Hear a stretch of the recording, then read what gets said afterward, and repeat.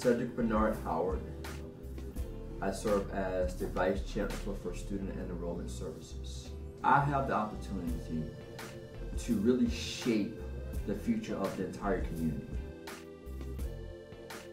I was the oldest, and it was my responsibility. In Southern culture, you have rights and responsibilities, and it was my responsibility to ensure that the family rations and food were taken care of. And with that said, education was not necessarily a priority. It was a gift at best. And priority was, how do you function day to day, and how do you make it from one day to the next. I was struggling with my identity. Do I take the profession of choice, which was obvious from my community, and that was being involved with illegal drugs or illegal activity, or do I take a path that was not a path less traveled, it was a path not developed?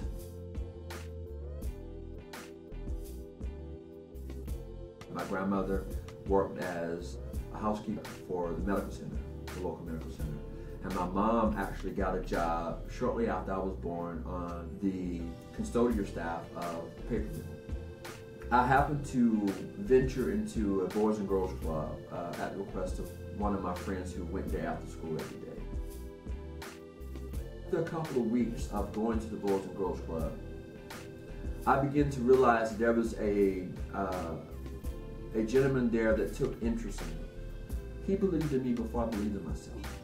And he challenged me to be more than I actually believed that I could become at that point in time. He said to a struggling kid that at that point in time were in developmental courses, that if you graduate high school and decide to go to college, I will make sure that your college is paid for. I mean, he wasn't just a spark, he was a major flame in my life.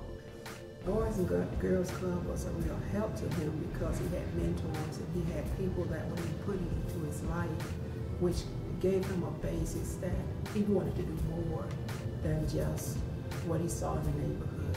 He wanted to grow, and he wanted to give back to the neighborhood. So it sparked a fire in him.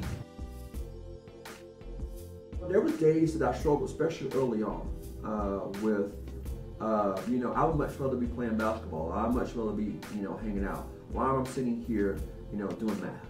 When things got a bit dark, I had to realize that sometimes I have to light my own flame.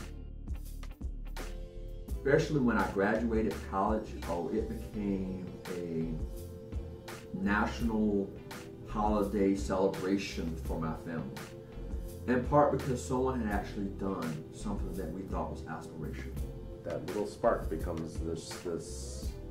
It becomes a forest fire. Right, right. Literally. Right. It becomes a forest fire in ways that you never imagined. And the thread is that someone cared enough to make a difference in one person.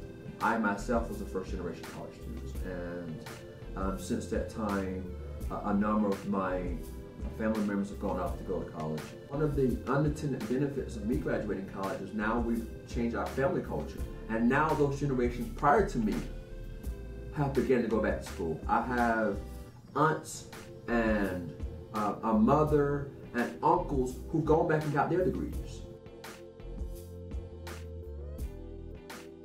His spark changed him to become one of the chief things in his life and make a difference in his community. You need to say, I maybe need to go to school.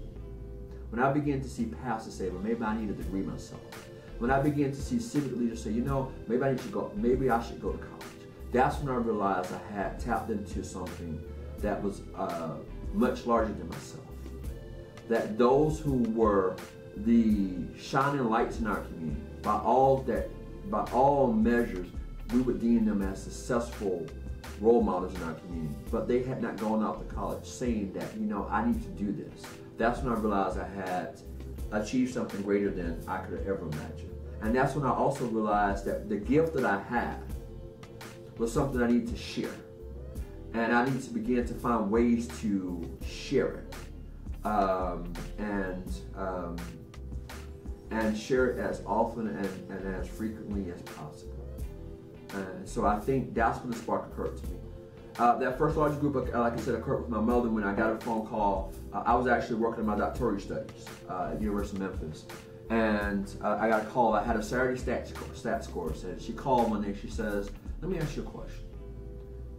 And I said, "Yeah." She says, "I want to go back to school, and I want to develop an education program so that my entire church can go back to school."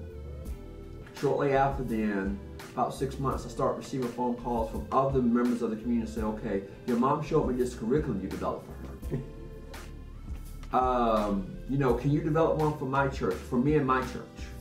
And then I got a phone call from one of the city council individuals. Actually, he's a county commissioner. Who says, "I hear that you develop curriculums for people to go off to school, and it's really resonating with people, developing pathways." And he says, "Would you mind if we sit down and we develop one that I can share with a lot of churches and nonprofits?" I said, "Absolutely."